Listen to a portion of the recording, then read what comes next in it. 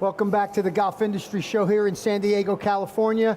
I'm on the GCSA TV live stage here at the show, sponsored by Lebanon Turf, and I am once again joined by my academic colleague from the University of Florida, Professor Brian Unruh. Brian, welcome back. Thank you. We had a nice conversation the other day, a sort of looking under the hood I thought was pretty cool, that what you did with the facility-based things, where we're going.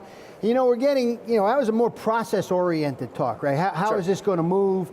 Now I want to get into, I think sometimes we just use words and we assume everybody knows what we're talking about. Sure. BMPs, BMP. What's in a BMP? Well, I think one of the first things we have to understand is the BMP, that we have in the template, that BMPs are shared languages. It's a shared language that regulatory folks and conservationists and they all get it. They understand it. It's codified in legislation. From Washington down to the states so BMPs, they're regulatory.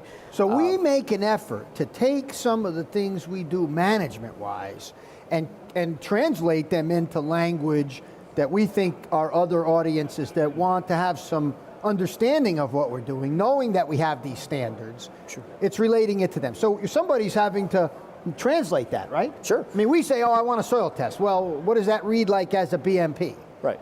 So when we think about it, for many years, of course, you've been doing this for a long time as an academic, and for years, I think we do studies, right? And maybe nutrition studies, and it's all kind of from the agronomic standpoint, in the sense of how is this impacting the way that grass is growing, or the color of the grass, or the quality. Right. Yeah. And the environmental side of it was kind of over here, and oftentimes got ignored. Hard to study. And not easy to study. You got to build stuff, right? You got to do stuff. You guys have done a fair amount in Florida over the years, right? It's not cheap work. No, not at all. So it's not like we don't know we need to do it, but it's not. No. Here's what I can tell you. A lot of our industry wasn't necessarily as interested in that information. More, how does my product, quote unquote, work? So we do a study. We determine this is the best rate on an annual basis for color, for this traffic. grass. But what's coming out the bottom of the system, or what's going up? And those sides, like I said, that's very expensive research. And a few $1,000s will test a fertilizer product from a color, quality, density standpoint. Exactly right. But we need $200,000-$300,000 to test environmental fate kind of things. And so obviously, it seems obvious to me that part of the reason everybody seems to understand this is we're talking that common language of science. There seems to be some data that will generate and be able to say, listen, if your soil test and it says you don't need a nutrient and you don't apply a nutrient, that's a best management practice. Absolutely. We don't want you to put it on just in case you might need it someday, it might rain stuff. It's, do you need it or you don't need it?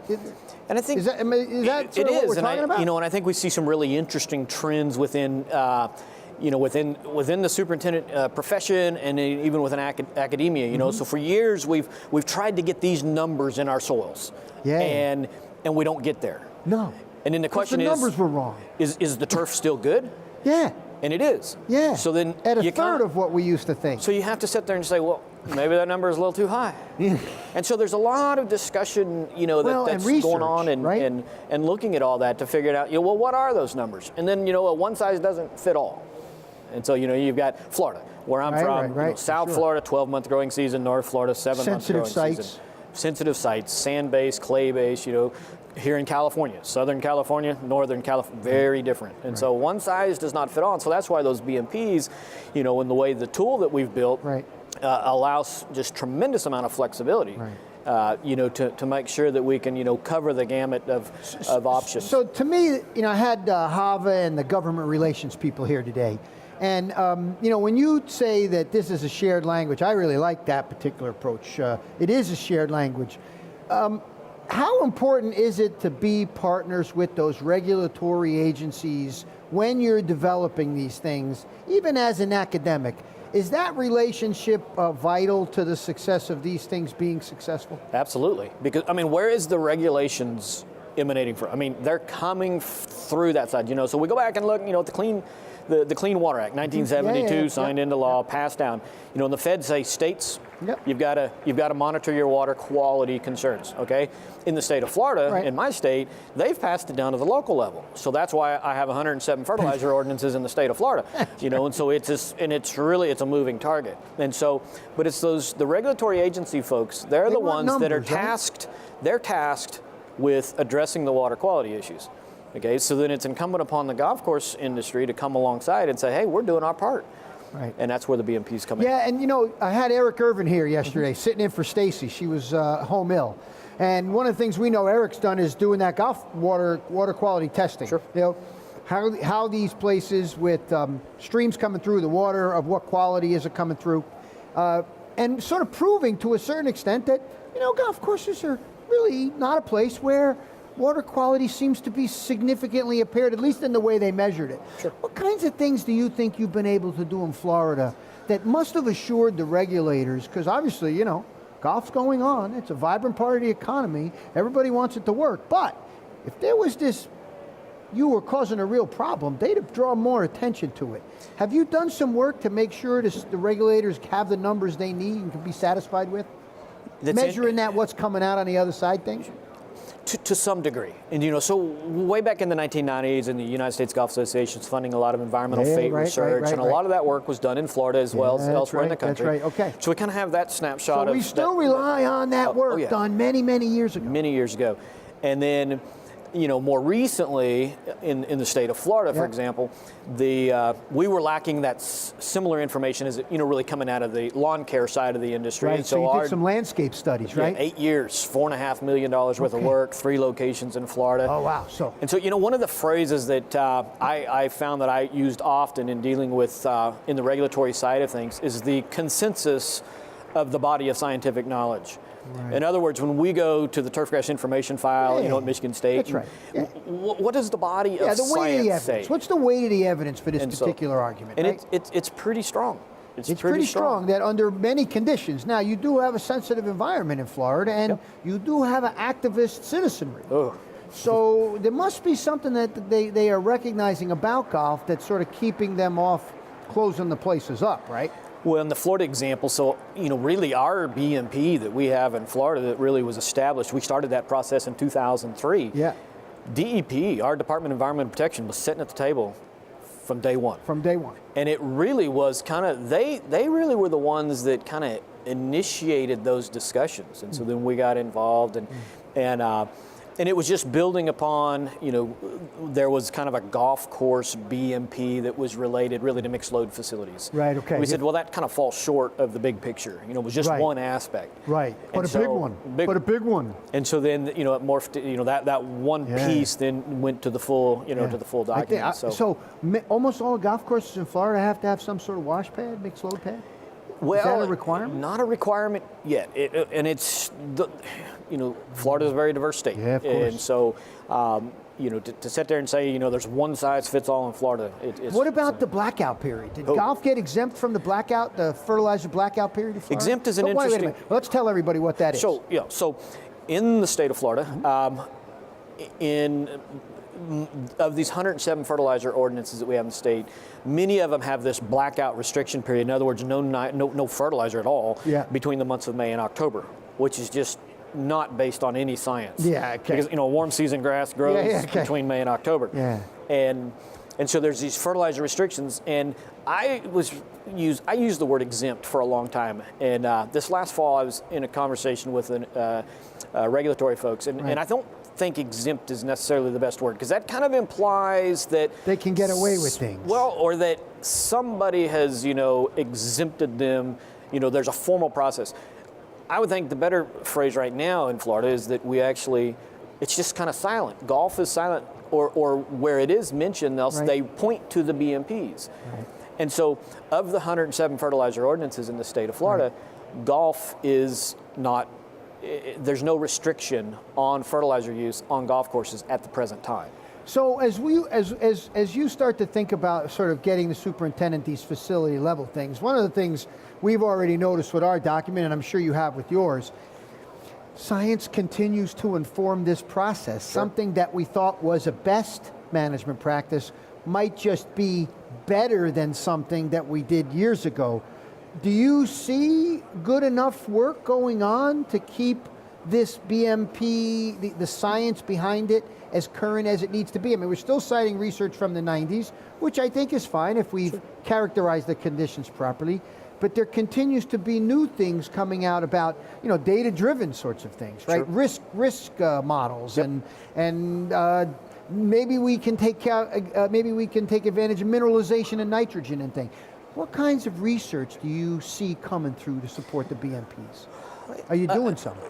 I think, yeah. I mean, we're looking at, I think in especially in the warm season realm, right. There's a pretty strong lack of kind of high-end physiology work. And it's interesting, we see across academia, we're seeing more and more scientists that are really engaging the physiology side. Right. So better understanding, the plant processes going on. Right.